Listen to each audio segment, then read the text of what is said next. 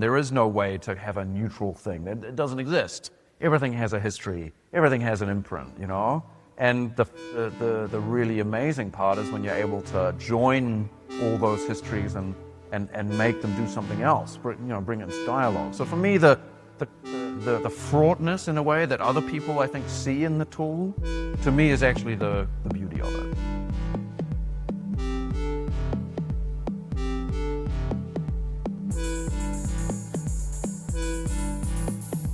Hello and welcome to the Culture and Technology Podcast. My name is Severin Matusek and today's guest is Simon Denny. Simon Denny is an artist living and working in Berlin. It's okay right to do now, that, right? Yeah, you just lived and worked in Berlin as we speak, as we spoke. Yeah, got to keep the machine fed. Of course. Yeah. So welcome. Thank you. Yeah, thanks for coming here. Yeah. I want to start the conversation talking about your most recent exhibition called Forces of the Unknown at the Marriott here in Berlin, which exhibits these kind of pictures that are getting produced right now in front of our eyes. Yeah. So can you tell us a little bit about that exhibition and what you're showing there? Yeah, it's a bit of a longer story because I picked the site, I picked the topic, I picked the timing. You know, when I make exhibitions, I try to make everything as kind of careful as possible, you know?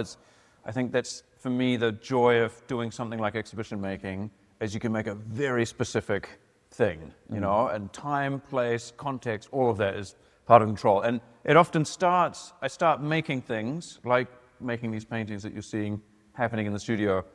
I often start the process of making these things based on an instinct and based on an interest that then turns into something much more specific as it goes on. So that show, which happened 6 months ago, prior to that I was working on the ideas sort of for like a year and a half, you know, because it's a new body of work. So that's also what's special about that piece for me, is it's the beginning of a conversation. Often I do works in series and in waves, and that show marked the beginning of publishing this material that I've been working on for the previous year and a half. And it was inspired by, well, what's going on in the world, but I've focused a lot in my artwork on the cultural, let's say, footprint of very powerful people that make technology that we all have to use, actually. Yeah. So I've been really interested in the history of computing and in contemporary computing products, and also how they filter out into the world, and particularly when they hit political things and when they hit aesthetic things, I get really excited, and this has been a sort of mainstay of my practice for quite a while.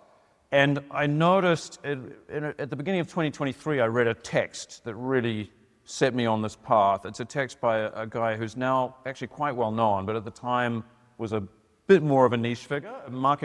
Yes. And Marc first came to prominence in the early 1990s because he basically, was a co-founder and kind of force behind the first commercial browser that really scaled. Netscape, right? Exactly, Netscape. And after that he went on to be a VC later in the kind of history of the internet.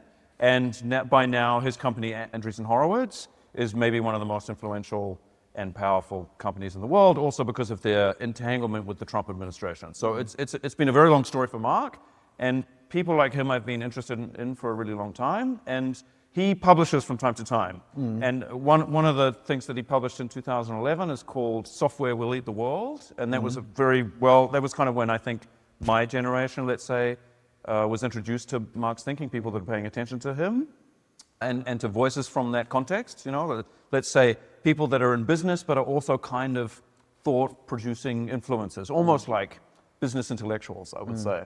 And so I read that, and it influenced my work at the time, but then he came out with this other very influential text, which he published in 2023, called the Techno-Optimist Manifesto. Yeah, I read it. Right, there you go. So the Techno-Optimist Manifesto was very, very influential, and it kind of describes a sort of a coming together of state power, an embrace of infrastructure, state collaboration with private enterprise infrastructure, but also I think it emphasizes the newness, breaking taboos, moving forward at all costs. It's a very violent text, It also celebrates violence as a kind of idiom. And it draws back to, which is what really interested me, it draws back to, of course, some of the first artistic versions of that kind of conversation, which is Italian futurism. It explicitly references Marinetti and his first Futurist Manifesto from 1909. So I was like, oh my God, that's, futurism has been very interesting to me for a longer time as an art person and an art fan and somebody who's interested in the history of modernism. And of art and technology, because in a way, Italian futurism and art and technology, if you're interested in art and technology and you go back further enough, you often find the futurist thing interesting because they were very innovative in terms of, new ideas and new aesthetics and synthesizing new formats for making art. But they were also entangled with politics in a way which, of course, is also quite alarming if you're coming from a liberal tradition, because they were sort of coming up alongside the birth of the first formations of fascism around Mussolini. So it's a sort of ambivalent part of art history for a lot of people who are fans of modernism and liberalism. And so for me, it was very interesting that Marc was reaching to this idiom because some of those same forces are being talked about or were being talked about already then. Trump hadn't been elected then, but there were lots of criticism from liberals and people on the left of emergent things that felt like fascism and stuff like that, and certainly the language that Marc used in that really drew on some of this kind of fervor of breaking taboos and kind of going beyond at all cost. So that started me on a track of thinking, okay, how can I bring some of that into describing a contemporary world that's emerging? Using some of the signal which he's sending, which I think is important, and trying to synthesize that into something that talks to the language of art now, as well as the language of art in the past that he's gesturing towards. So that was the beginning of that story. I haven't even got close to the exhibition yet, but I don't know how long or short you want this. But no, I think it's. Sorry for interrupting. I think it's very interesting because I think, from my point of view, for two things. I think I'm listening. I'm just please go ahead. Go ahead. That. Someone like Marc Andreessen, as you said, who previously was a rather obscure figure, or more obscure than he is now, has become this leading voice of a movement almost. And back when the Techno-Optimist manifesto was released in 2023, I read it as well as a sort of like response to the increasing tech criticism in the world. Right. Where he was like, no, actually, I there's a lot fully to offer, stand behind tech and its positive impact on the world. And I think he managed to spark a flame where a lot of other technologies felt like, hell let's go. 100%. And I think secondly, that someone like him, who comes from a purely technological background and probably wasn't much interested in, let's say, the wider political, societal, cultural implications of tech, mostly as a VC, I think, trying to invest in future-facing technologies and making money out of it. The fact that someone like him mentions the futurists, an art movement, is quite interesting and quite telling of the world we live in right now. 100%. So from that initial spark that sparked your curiosity to that exhibition 1.5 years later, how did you end up at these paintings, one of those which is kind of produced right now, right here? So exactly, like I felt exactly the same as you did and all those things. And, to be clear, I think Marc has a really unique and very compelling voice. There's a reason why a lot of people follow him, right? I don't always agree with everything that he proclaims, but he's affectly, he has a real touch to what he says, And I think that piece, I've read criticisms of it since then as well, but I think for what it is, it did a lot, And so, I started with that, and then I was also looking around me, as I always do. I don't make art in a vacuum. I'm really interested in what other artists are doing at the time. I was really involved in the NFT world. At that time, I got really interested in crypto. I loved all the people I met in crypto. I found, actually, the NFT scene a very vibrant, very experimental, very lively scene, and it was quite different than some of the art worlds I was involved in before then. And in a way, it crossed over to where I grew up from and where I kind of got my art education from, which is kind of, liberal art schools and, museum art. But it was also really different because a lot of people who weren't really in that world were making and publishing and there was a whole new economy. There was actually, you know, quite a lot of money in it for a period, which also made a lot of energy around it, you know. So I was really interested in all of that, and what was great then as well is it sort of crossed over with the tech world that I'd been interested in as well, because people from that world were much more interested in what was happening in NFTs than they were in other types of art that I was involved in before. So it was really amazing for me. And during that time, after that kind of bubble, I mean, it's, you know, these things come in waves and ups and downs. After its real crest in 2021, a lot of people dropped off, stopped making work in that way. That art world got a lot smaller. But then also they started experimenting with other formats. So not just publishing digital work, they went back to earlier forms of digital art making infrastructure, like plotters. You know, so plotters were used in art making in the 1950s and 1960s. And there's a lot of really amazing plotter art that comes from that period onwards. But at that time, kind of people who got into art around the NFT time and the web art were getting back into making objects with these. So I was like, oh, that's really interesting. I was following a lot of these artists who kind of went from the NFT world into kind of plotting. Also, new companies were making new hardware, like this Bantam Tech was coming up at that time. And, you know, the kind of Shenzhenification of hardware was making... Shenzhenification, yeah. I love that term. Was kind of making these things a lot cheaper, because, you know, like old plotters were quite expensive. And I mean, these still cost some money, but nothing like what it was. Yeah. And so it was just opening up of like more experimentation across making objects, which was great for me because I'd been making objects forever. So then I started to look at that, and also some of the work that was being made in that idiom was very modernist reminiscent to me. You know, a lot of the people who were making plotter-based paintings, to me it looked like work from the early 20th century, but it was sort of made with machines. Right. And that in a way was inspiring because, you know, it looked strangely retro to me, and it drew on all these conversations from art history, including Futurism, that I thought was, you know, relevant for today. But that wasn't the conversation that was happening around these works generally. It was something else. You know, it was more focused on expression and feelings and the promises of generative work. A lot of focus on the technical, you know. And so I was like, oh great, I can use this, but I can speak about it in a different way. I can apply it to my kind of conceptual art interests, you know. And so just seeing that work was like, oh, what would it be if somebody were to make kind of futurist work that, you know, spoke to the language of futurism, Italian futurist painting, that kind of brings with it all of those associations that come with that Marc was drawing on, but was making work, you know, using machines today. It's that, even just that idea was like, oh, that's really interesting. And then I started to look more aesthetically around what was coming up around the VC world in the wake of that text. So another framework that Andreessen Horowitz took on after the Techno-Optimist manifesto was American dynamism. This was another, it's not a text, but it's sort of a way of framing their investing for that period. And that was, you know, infrastructure, space stuff, but also like weapons and much more explicit investment in weapons. And I thought, oh, that's interesting, because when I first interacted with people in that community, you know, I knew some of the people who did the Google walkout for whatever, you know, so people who really didn't want anything of Silicon Valley and consumer tech to be associated at all with the weapons industry, you know. And obviously Silicon Valley and computing in general has a relationship to military tech in its origin, but I found it, you know, being around that world a little bit in the 2010s, it was a bit taboo. Yeah, absolutely. You know? Yes, yeah. So to see them rush back in and be much more affirmative in that space, and to see companies like Anduril come into existence, you know, I was very astounded when Anduril came up, because they had a real aesthetic, you know? Anduril is the company of Palmer Luckey, right? Exactly. The founder of Oculus, Yes. which was the VR headset that Yes. was bought by Meta. Exactly. And then went full on into defense tech,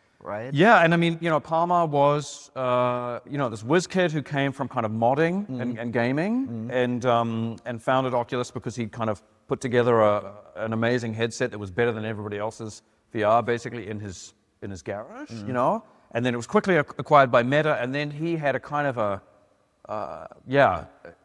ceremonial dismissal from Meta because he was very actively supportive of Trump at a time when that was much more marginal in that community. So, and in the wake of that, he thought, okay, what else can I do as a founder? And he was really interested in defense tech anyway, I think, at the time, and you know, was always seemingly pretty patriotic and. So he went into a space which he felt there was a lot of room to disrupt, and then founded Anduril, which is, started with a VR kind of and drone border control product, and then went on to making all these incredible autonomous weapon systems that we can see coming out today. But for me, it was, as an artist, really interesting, not only that story, but also the aesthetic that they then kind of like were leading with. Because, their designers, this woman, Jen, very interesting designer, she was obviously drawing on, propaganda posters from the 1940s explicitly, but also because it was of that time, to me, it looked like a lot of second and third wave Italian futurism, which was often focusing on planes, on weapon systems. Like, in a way, the second wave, World War II adjacent futurist work was propagandistic. It included a kind of a celebration of the power of these machines, So I was like, wow, there's all this going on. And so I'm going to use some of those compositions. I'm going to use AI, which is also a big part of this whole world, and was starting to be also used by a lot of artist friends around me. I did a few projects also using AI in my NFT times. I worked with a kind of a pre-version of Midjourney before it was released, because I knew somebody who was involved with David starting that company. And I was really interested in LLMs and what they were doing also with images and machine learning stuff. And so I kind of started to make outputs that took Anduril images and other defense tech companies as well, also German defense tech companies like Helsing, which started to become visible in Germany as we live here. Which Spotify founder Daniel Ek invested in. Yeah, by the way. it was the hot investment in the last couple of years. But I started to bring those images that those companies were producing in and mix them with, like, my kind of favorite Italian futurists, Giacomo Bella, very important first wave Italian futurist, and Tullio Crelli, who was much more in the second wave, producing this aeroplane, what they called aeropatura images, and then kind of put that through a comfy system and started outputting these and experimented then with painting them. With these machines. Okay, so just to recap so I can follow, because I love how you unpack the whole context and coming of being of this exhibition. Yeah. But the way I understood it is, it started with the Techno-Optimist manifesto, then you further explored this. Then I remember last year there was one crucial article in the New York Times that I cited a lot, which was called Silicon Valley is entering its hard tech era. Right. Which was reported from Silicon Valley, I think in July 2025, where the journalists basically interviewed a lot of people, just normal tech workers in San Francisco, that confirmed that basically I think what the Techno-Optimist manifesto kicked off was this mindset of actually what we've been doing in Silicon Valley since 2010, building these consumer apps that have disrupted housing like Airbnb or taxi ride sharing like Uber. This is children games compared to what we're now getting into, because now the race is up for AI, for super intelligence, but also for military.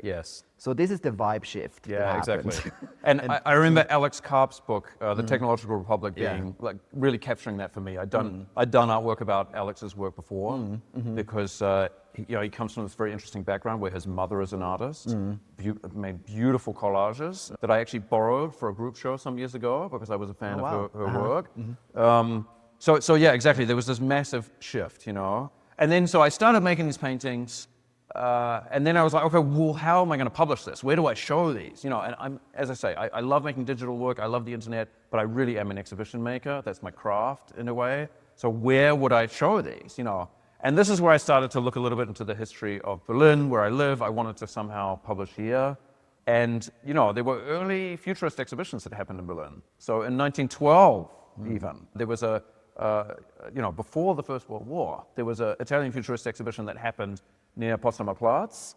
And then during the second wave futurists, during the 1930s, there was also another show of aeropatura futurist work that happened also around that, a few streets away from the Bendler block, which is this, the head of the Ministry of Defense here in Germany still, and it was at that time as well. So obviously there's the whole Nazi history that goes through that building, but also amazingly in that building, the Stauffenberg has coup against Hitler, and his office was there in that building, and now it's an amazing museum that sort of celebrates the possibility of resisting fascist regimes, which is a very interesting formation in and of itself.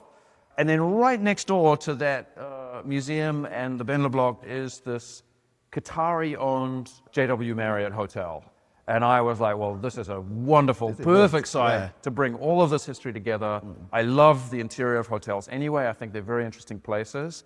And I've often used, exhibition spaces that are not traditional exhibition spaces for my artwork to kind of bring the site into the exhibition. So I showed only sort of 4 or 5 new paintings in quite a small room, like a conference room that overlooked the Benler block in the JW Marriott Hotel. And that's where I got Forces Beyond the Unknown, which is a quote from Marc Andreessen. Okay. I named it after a quote from his text from 23. Beautiful. Yeah. And so can you tell me the last step that you mentioned, how you fed an AI with those images? Yes, there was a combination of futurist images from some of your favorite futurists that you mentioned, plus some of those defense tech and the real images from right now. Exactly. And you told the AI, you prompted the AI to create something out of it? Yeah, so there's all sorts of things you can do. It changes all the time, right, with AI. But like people who get really serious in producing images, for the last couple of years, the best systems have been these open source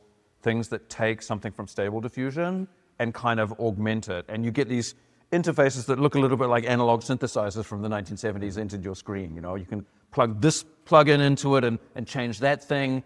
And often if you're trying to prompt a very specific type of image, you start with you start with a model that somebody's already trained of a Stable Diffusion, sort of like a general all-purpose image-making model. You then add a kind of a filter or several filters on top of that. So you train a smaller one that sort of, refines it to a very specific aesthetic, which is what I did with those images. So I just, piled of, it's not even that many images. You sort of, you can take like 20 or 30 images and it will already refine that aesthetic quite well. And then you can also use on top of that when you prompt with a text, say like, let's say produce an abstract futurist image, something like that. You can then also use a kind of a composition guide. So you take one image and say, produce a futurist image text that looks a bit like the shape of this image from using this trained model that is being tweaked. And that's basically what I did. Okay. And so it's this group of stuff called Comfy UI, and it's what a lot of people who are producing very specific image stills use, So that's how I did that. And then you produce hundreds of outputs, of course, like normal. It's it's very quick and easy to make these outputs once you've got all the kind of levels right. You kind of tweak, and then it's a process that turns into something less scientific, a little bit more mystical, where you kind of look at all these outfits and like, oh, that's a good one. Yeah, that's an interesting, that has the resonance that I really like in it. That one's too much, that one's not enough. Then it's sort of the editing and selection process becomes really important. And then from there, I fed it into the machines. And that's another layer because, of course, the machines it's not a printer, no? It paints using it's sort of, this is a machine that's made to draw with a pen. And I collaborated with another artist friend of mine who's good with code to produce a kind of a program that it would like run so it didn't just do one continuous kind of movement. It could go back and forth and dip and brush, and that I could choose the size of the brush, choose how often it dipped, mix the colors a bit as it's going, so it starts to look quite painterly. And of course, that has an effect on the motif that I get out of the AI as well. It's not just a simple translation of a file, right? It then becomes a conversation between this technology, that technology, the image. It starts to get really interesting. Yeah.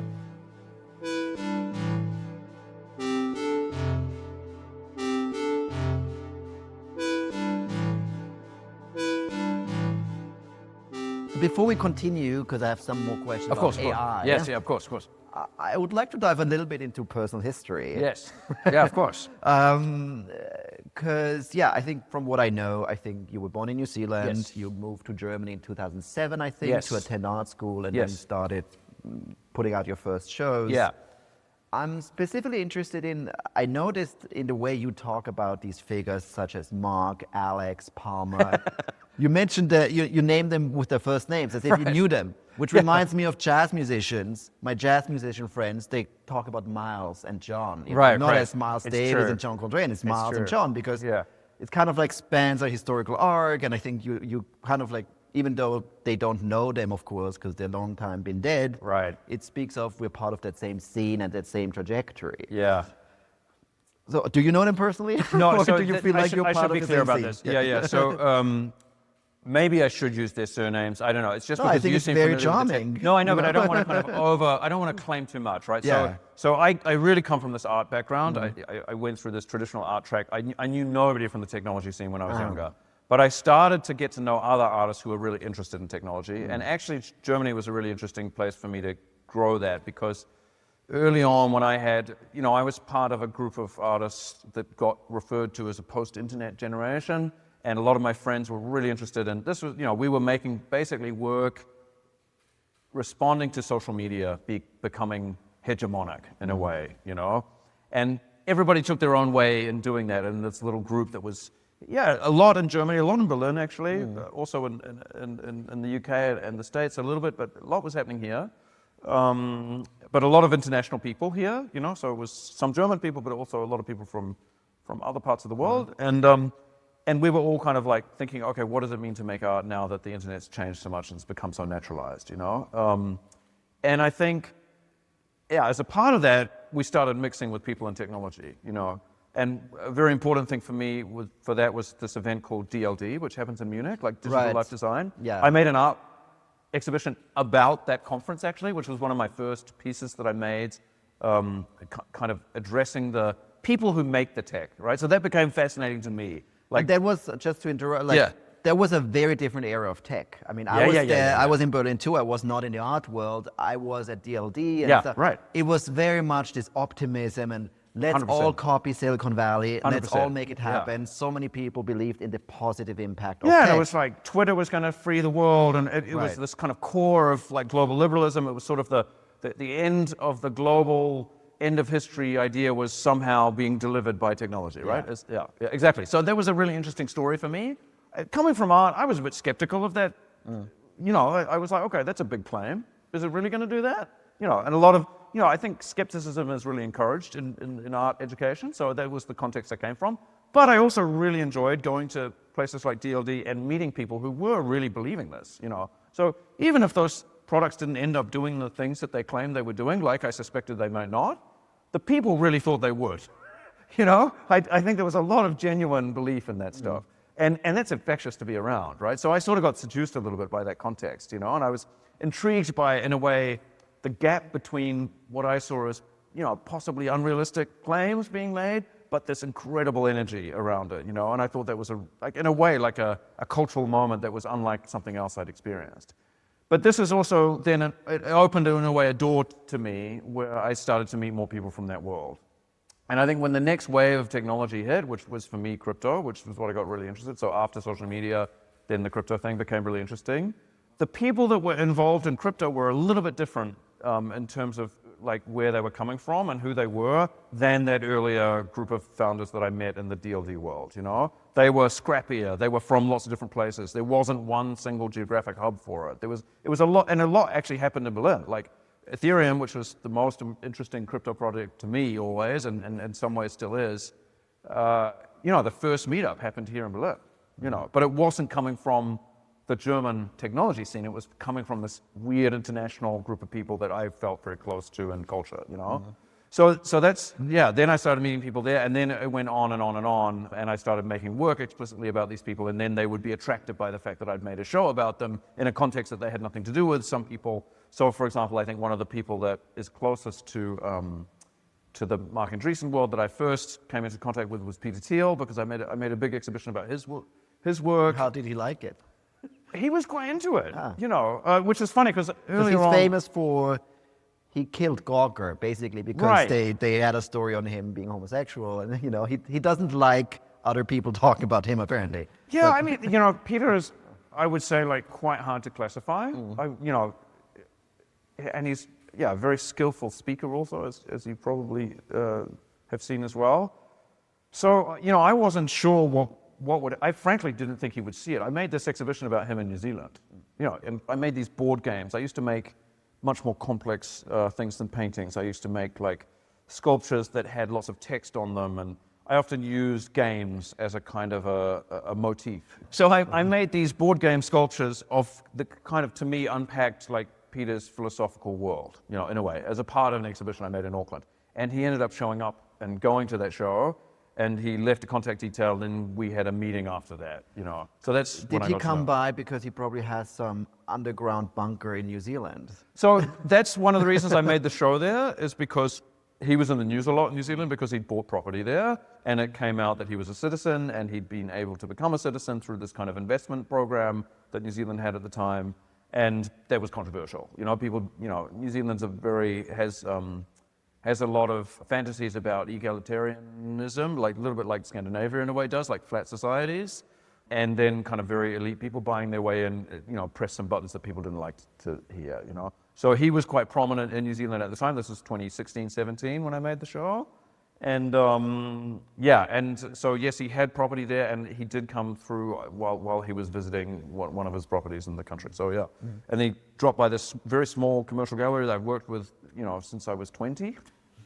And saw this exhibition, and then, yeah, as I said, left a contact, and we then had a meeting.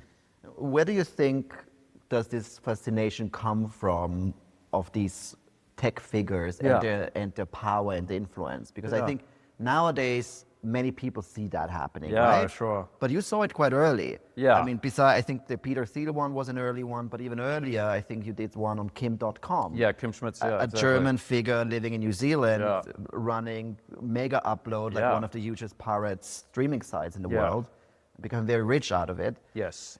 But so, yeah, when looking through the history of your work, I noticed this fascination with these figures, which I think, you were quite early in understanding the broader cultural impact of these people. Yeah. Where does it, like, is there a moment in your life where 100%. The first person that happened? So when I went to art school for the first time in Auckland, I wasn't interested in these people at all. I know, you know, I mean, very late teens we're talking here, you know. I was 18 when I started art school, and I was 21 when I first graduated. So it was, you know, you study quite young in New Zealand. But then I realized I quickly wanted to move away. I loved the art world that I was part of in New Zealand, but I realized, becoming a part of a network, that there was a lot more going on, in this world, and art was going to be a way for me to see more of that, So this is where I wanted to kind of study again, and was sort of looking for the right opportunity. And then I met a German curator who came through New Zealand, who suggested I move to Frankfurt. He also suggested this school, the Städelschule in Frankfurt, which I'd never heard of, and all these amazing people that were teaching there. And I was like, oh wow, I didn't know about this. But then I ended up moving there with his help met some people that were teaching there through him, who turned into longtime collaborators and friends of mine eventually, but I didn't know any of them at the time. And that was actually the moment, because when I moved from New Zealand to Germany, I sort of went with a suitcase and a laptop. And this was my first MacBook, I think. I went with it at that time. It was like a G4 or something. And, suddenly everything I was doing that meant anything to me was happening through this computer. And, I had computers in my life in the past. This is 2006 and 7. But when I was moving, I was like, wow, this is like, I do everything through this. I find everything in new places. I chat with my old friends through, Facebook had just started then. I was already on MySpace and Friendster before then. And suddenly I was like, oh my God, and Google, everything I found, I was finding through a Google search. All these images were available suddenly that I didn't have before when I was only going to libraries. I was just like, this is so important. And because I was interested in objects and context, growing up, learning about art, I was like, well, what is this object? Why does it look like this? Who made it? Who made this powerful thing that basically filters everything that I do? Because I was like, it's not just it's not a natural thing. It's a thing that is made. There's somebody making that.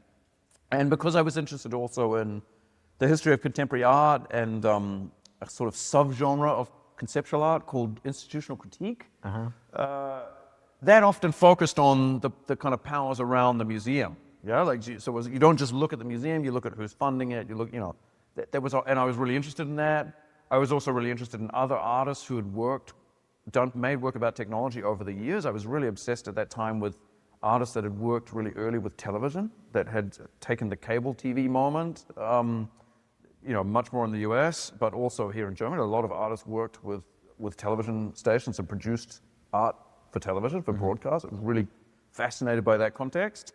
And I was like, and again, there was also a lot about like who was doing what, and so I was like, okay, this is really, really important. And I also realized that a tool is never just a tool.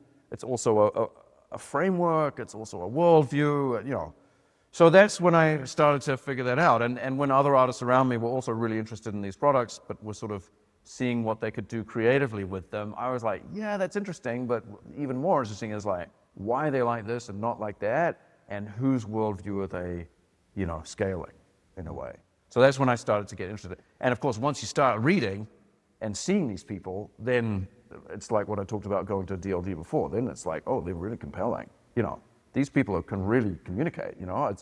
I'm not involved in this discourse, but the things that they say they really cut through. They know what they're talking about in some profound way. So while again, I might not always be on the same page as them politically, or I came from a very kind of traditional, social liberal background, and a lot of these figures I started to notice were not of their politics. I was like, oh, okay. It's I'd never really thought a lot about Austrian economy. I hadn't thought about Friedrich Hayek a lot before. I certainly hadn't thought about Murray Rothbard. But this intellectual world started to open up to me, and I was like, okay, there's a lot going on here. And then every year they got more.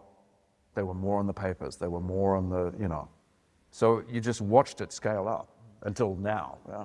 Do you see that reflected in an interest and understanding of your art as well, where maybe 15 years ago not so many people could relate to it in the same way as they do today because it's just much more prominent in people's lives? My own work? No, the impact of technology and the people in power. I think. Yeah. I don't know. I mean, I think technologists have a different societal role now, but I think prominent business figures and statesmen and whatever, they've always had. Yeah. It's just that the kind of like the money has changed hands, in a way, and therefore the kind of power in geopolitics means different things to different people now. So I think the role is there, but it's merged with this other kind of thing that comes more from the technical side and a very particular kind of business, But for me, it's always interesting, while there's all these changes and newness, and of course, like technology especially and the culture around technology is obsessed with the new, there's a lot of continuities with things from the past as well. And actually, me coming at this from art history and from being interested in how artists have worked with things, I'm always interested to see patterns repeating. I mean, that's part of what revisiting futurism is for me, part of what revisiting plotter art is for me. It's like, okay, yes, this is new, it's a new mix in a way, and things happen now that could not have happened in other paradigms. On the other hand, there's so many things that we can draw on from the past to help us see what's actually happening, because there are echoes of the past all the time. Do you also think of your art as a sort of documentation of a certain mood at the time? Yeah. Talking about crypto, which was huge 5 years ago, which isn't huge at all right now, depending who you talk to. Yeah, Donald Trump thinks it's huge. Right, it's true. It's coming back. Or, Bitcoin is down, but it probably is going up again. Yeah. But the metaverse, for example. You did work around the metaverse, which, 3-4 years ago, people were obsessed with it. Now, not less so much anymore. Yeah. Who knows, maybe it's coming back. But do you see, when you look back at the work you did at the time, do you feel like it's also important to capture these dynamics that are so strong at the time, but then so quickly, because of the obsession with newness and hype, disappear and nobody thinks about them anymore? Yesterday's paper is trash, right? Yeah. So I think this obsolescence cycle was one of the first things that really hit me making art about technology, right? It's like, okay, like this thing yesterday was the most valuable thing anybody could ever think of, and today it's like it's just nonsense, I mean, the art world's a little bit like that too. Show business is a little bit like that, right? Yesterday's darling is today's embarrassment, But so I think this kind of obsolescence cycle thing was very visceral for me as well. I saw people coming and going in my context too, so it was.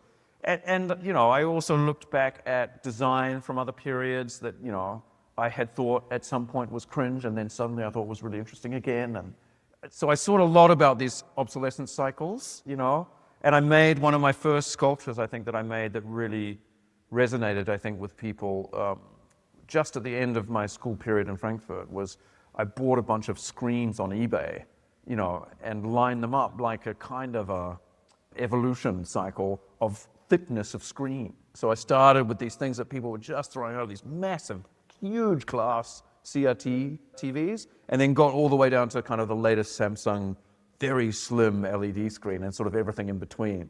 And it was interesting to see that, because it's very much, yeah, for me, stood in for this crazy cycle of newness and obsolescence, you know? And that's true, yeah, so much throughout this world. But yeah, it's of course like the metaverse is a great example, because like I made these paintings of metaverse, you know, spaces at a time when they were kind of like very expensive to buy. But a lot of speculation on these NFTs that represented parts of these metaverses. People are, oh, this is the, you know, digital, whatever, assets of the future. Right, the plot of land, yeah. Decentraland. Decentraland, yeah. There's actually a number of really great ones. Also visually, how they were presenting their maps was very, very interesting from an aesthetic perspective as well. It spoke also to the history of modernism a little bit and whatever.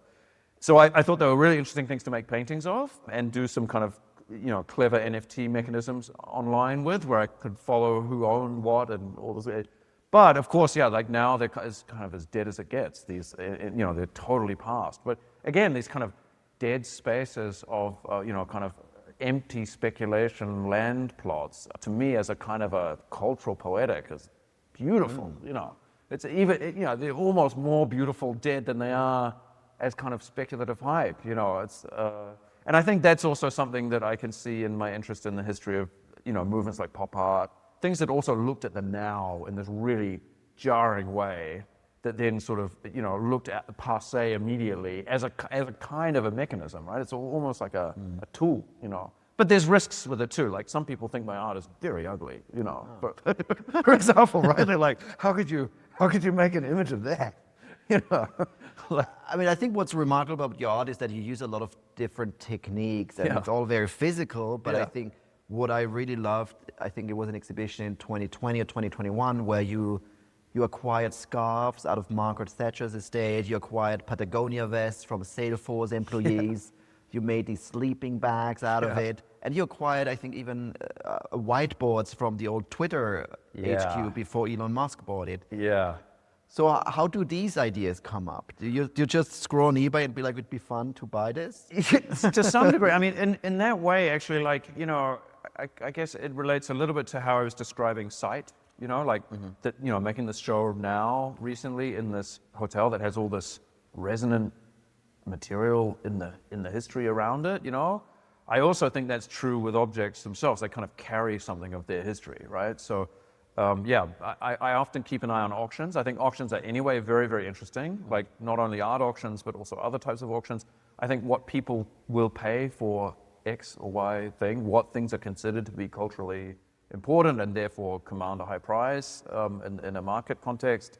I think all of these interplays are very interesting anyway. So I am constantly scrolling, you know, things through Kleinanzeigen and eBay and these kind of small markets, but also a big deal. I mean, the Thatcher estate auction was one of the premium auction houses, Christie's, you know. So I keep an eye on both because I think it's really interesting what happens. And whenever I get interested in something else or a person or a company, I often check all of the auction worlds because it's you know, can I find something that will speak to me of more than what it is, that will transcend what it is. And the Thatcher scarves I just bought on a whim because I was like, wow, you know, Thatcher's a very big figure coming from New Zealand, you know, anything British, you know, New Zealand colonial history, we're intertwined, especially coming from a settler context. You look a lot to the history of Britain. And Thatcher was this, this kind of image of conservatism that was resonant when I was a child, you know.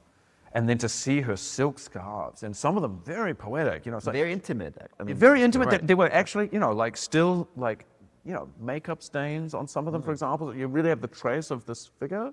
But also just the motifs, you know, there was one, you know, accidentally revealing things like one scarf that had leopard print all over it that just said Africa on it, you know. It's speaking to this colonial history of Britain. And you know, another one she had was a Forbes-themed scarf. You know, I was like, did Thatcher really have a Forbes? Yes, it did. And did it really say capitalist tool all over it? Yes, it did. There was and all of these things. So when I got that, I was then sitting in my studio for a while. I was thinking maybe I could just exhibit these just as scarves, you know. But then I was looking a lot at other clothing that was kind of iconic, you know. I feel like Thatcher and scarves, there's something of that. She often wore these kind of what they call pussy willow blouses that had a kind of a ruffle like a scarf. So it was part of her kind of material iconography in a way. And I was like, well, what are kind of contemporary versions of that in the community that I look at? And of course, it's Patagonia.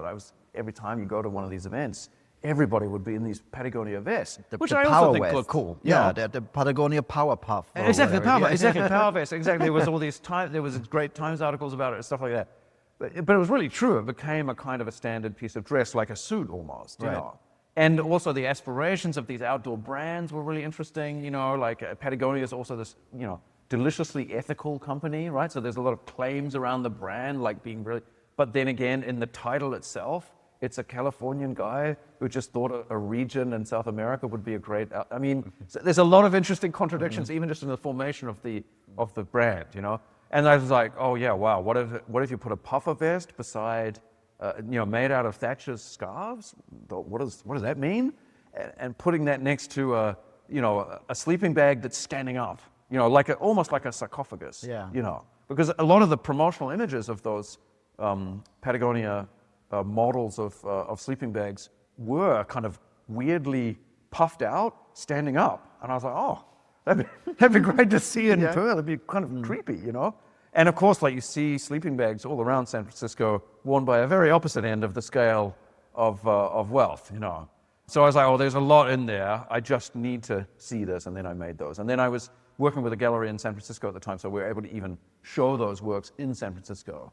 So to me, it was, again, very powerful bringing together of context. Yeah, I love how you consider all the elements that come together. Yeah. You know, and have full control over it, of the context, as you say. Yeah, that's the fun part, you know. I mean, but then again, it's also, you know, just because something has a great story behind it, or a great, you know, idea behind it, or a set of relevant footnotes that kind of come to something in an essayistic manner or whatever, doesn't mean it makes a great artwork too. So there's also a lot of this kind of, you know, what will it feel like to stand in front of this thing? You know, same with the paintings, right? It's a great idea, but they've also got to look like paintings where you can look at them as paintings and be like, there's something there. You know, like something, I'm moved by this in another way. Like, yes, there's all these footnotes, and the reasons why it exists makes it even more powerful when you think about it in a way, but you have to kind of walk into the room and be kind of hit by like, oh, what is this, you know? I don't know.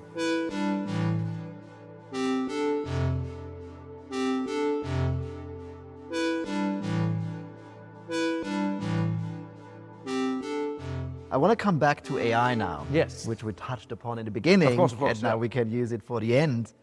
I feel like AI is interesting for many reasons. Yes. But I know that I reached out to you specifically because I read this article in November 2025 called What is Post-AI Art? Yeah. Which was an article in Art Review where you, Matt Tryhurst, John Raffman, and Avery Singer, 4 artists that all work with AI in some extent, got together in a conversation that was then, I think, edited by AI or something like that. But yeah, I thought you had some quite interesting takes on that I would love to discuss. Yeah. I mean, first of all, there is, as you said, a lot of people, there's this polarized discussion about AI. Yeah. Some people think it's the greatest thing in the world, it's going to change everything.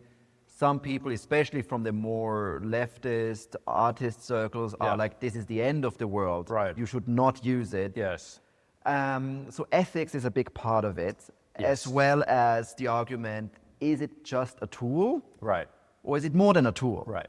What's your take? Well, I mean, like I said about my laptop that I brought with me to Frankfurt when I moved from New Zealand, it's a tool, but it's not just a tool. It never is, right? So technologies are made by people, and with them comes assumptions and context and all these things, right? So when you get a tool, it's also, like Margaret Thatcher's scarf, it's also a relic of a thing. It's also it's an imprint of a situation and a space and an attitude, you know. So, but that doesn't mean that it's only that. It doesn't mean that it can only reproduce what it was created by and for, you know. There's many things that you can take that are made for one reason and use it for another. That's also what I do in my own work, right? Like the person making the scarf or making the Patagonia pattern didn't intend me to produce those sculptures with them, but I was able to use that to my own liking in a way. So I think AI is a bit like that in the way that it's related to everything else. To me, actually, I was a bit hesitant to have conversations about art and AI when it first started to when these, image models started to get discussed in this way, because I found it really hard to insert myself in a way that I found interesting and productive, because to me it was like, well, it's just Photoshop, people didn't like Photoshop before it was used. So it seemed a bit boring to me at first, but now I realize there's a lot more to talk about, and coming across how people like John, people like Matt and Holly, people like Avery have used these things as artists has also inspired me, and so kind of shown me there are ways to use it that also expand the vocabulary of what's available to me. And, again, it's about how you take into account what you're doing. When I'm producing these kind of motifs that I use for my paintings, I'm not assuming that the tool is apolitical, without context, devoid of ethical. These things are in it, and that's why I want to use it. For me, that's a plus, not a minus. But I think that's the history of art that I was taught, and there is no way to have a neutral thing. It doesn't exist. Everything has a history. Everything has an imprint. And the really amazing part is when you're able to join all those histories and make them do something else. Bring it into dialogue. So for me, the fraughtness in a way that other people I think see in the tool, to me, is actually the beauty of it. And I guess I'm quite sympathetic as well to arguments around moving with the contemporary world, like we talked about earlier as well. I try to make each exhibition and each artwork that I produce a kind of a relic of a moment that could only be made then, with the new affordances of the time, some good, some bad, And I think that, to ignore something as impactful as AI in the context of that would be ridiculous, It doesn't make any sense. And the fact that it's involved with visual things, the fact that, AI slop is so-called AI slop, this aesthetic, which is very interesting, is kind of like taking over all our feeds. The fact that anybody can grab a tool like Sora or whatever and kind of make a little clip, and it sort of has a surrealistic feeling to it, but also a kind of glossy advertising feeling to it. All of these aesthetics coming together because they're popular, because this market wants this is what it's about. Yeah. So the more this happens, the more excited you are. For me, yeah. Yeah. But I also, of course, understand people whose labor is being devalued, right? This is where the real tough ethical. Well, there's a couple strands of the ethical thing, but I think from an artist-maker perspective, I think what people get really upset about is the idea that their labor that has had a market value before, suddenly, because of these machines come along, has no market value, essentially. They're kind of, all of the skills that they've worked on, all of their reputational value, goes to zero in the face of these things where you can just pump out an image that's good enough, And, I'm sympathetic to those individual cases, but on the other hand, this is the history of any labor context, right? There's never an evergreen money button. Yeah. You have to learn. You have to grow. So I'm very sympathetic also to arguments from business people who like to say things like, well, all you have to do is retrain. If you stopped, Marc Andreessen, classic, his stuck record take on this is like, well, would you tell the person with fire to go put it back? That we don't want to actually cook or what? He has a point. Yeah. As things change, you can do different things. So if someone random kid on the internet who loves your work, feeds all your work into an AI and creates their own work with that, you'd be fine with it. You'd be like, go ahead. Yeah. That's amazing, right? Fan fiction, that's sort of what that kind of then reads into, is power in a way. It just enforces your brand. I also, when there was this Ghibli studio moment. Right.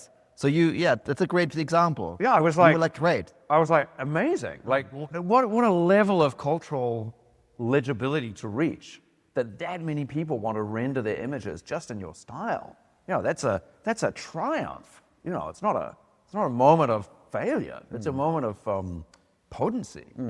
So, but the thing is with my work, as you pointed out earlier, it's actually kind of hard to do that. Because my work it uses style, but it isn't a style. right? So I think some of the language that you can poke at and play around with in even the more sophisticated tools, it'd be quite hard, I think, to produce a convincing Simon Denny fake, actually, you know? And I'd love it if it could. It's not that I think, oh, great, I'm resistant, so therefore I can't be made obsolescent. I would love to be proved wrong, you know? But I think it's just, I change styles as often as the model does, you know? So, which I think is also really interesting, right? Like, And why do you think, I think you mentioned in that article, you said something like, you find it interesting that about is it just a tool discussion? That a lot more people than before feel threatened by AI in an unprecedented way. And that in itself is interesting. Yeah, it's a cultural expression. And right? is that, my interpretation of that would be that I feel like over the last few years, or 10 years or so, more people have become critical of tech. And AI is now just this emblematic thing that people hate on because it expresses everything people started to hate about tech. That's why they hate AI, and maybe they can't see the positive things of it. That's my interpretation, but I wonder what you think. So this is a different kind of ethical track than, oh, my work is, my labor is being made obsolescent, right? This is the track of like, I think it comes down to ultimately like consolidation of power, you know? And I think this is something that people, even in the business, have been hesitant and critical of right from the start, right? Like, actually, in my meeting that I had with Peter, all those years ago, you know, he had just, you know, produced a quip that he liked to roll out during various different talks that he was doing at the time, which was like, blockchain is capitalist and AI is communist. And what he meant by that was that it was centralizing, right? That all the power was in the center. And he talked about it. He was like, you know, there's only a handful of companies that can do this, and they have all the data from the internet. They have all the processing power. There's a big barrier to entry to even playing in this game, et cetera, et cetera. So people, I think, rightly, you know, intuit the fact that, you know, being in charge of these systems is very, it brings a lot to the central actor. And but just to get the quote right. He said blockchain is capitalist. And AI is communist.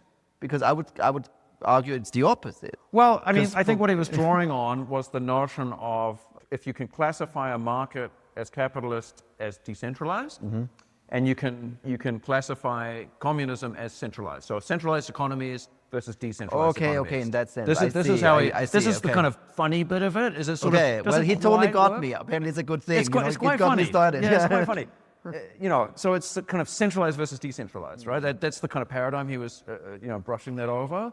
But it's also true, right? I mean, you know, from the history of technology, of course, you know, that like, you know, communist systems were working on things that feel a lot like planned markets. And I mean, you know, there's all these very interesting discussions around stuff like, is Amazon actually a realization of communism? Because it's basically a price-setting mechanism, right? There's a lot of work talking about that now, you know, and this kind of convergence of that maybe China represents as well, right? Convergence of the power of central planning and the power of markets kind of coming together.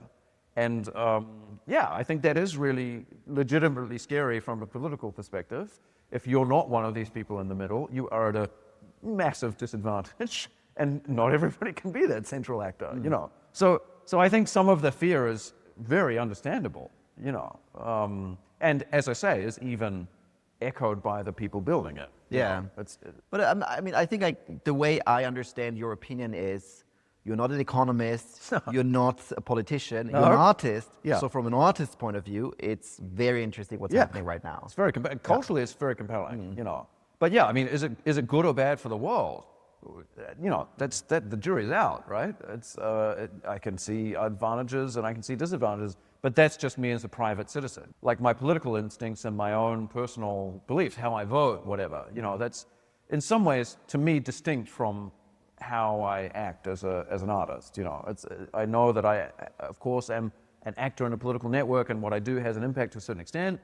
But I see, as you've reflected, my role as to consolidate and present, to kind of package the moment and the kind of compelling tensions of the moment, be they scary or inspiring. You know, and that's what I think great art can do. Right? if you're asking art to do more than that, it's a big ask, you know. I'm not saying it can't. There's lots of great activist art in the world, and some of which I'm a big fan of. But I think if an artwork captures the feeling of a moment, and it does it in a way that really communicates to you on a visceral level, like what it feels like to be now, that's a great thing, you know. Beautiful. I think that's the perfect way to end this conversation. Yeah, thank you so much. That was a really great conversation. Yeah, thank you. Yeah, pleasure.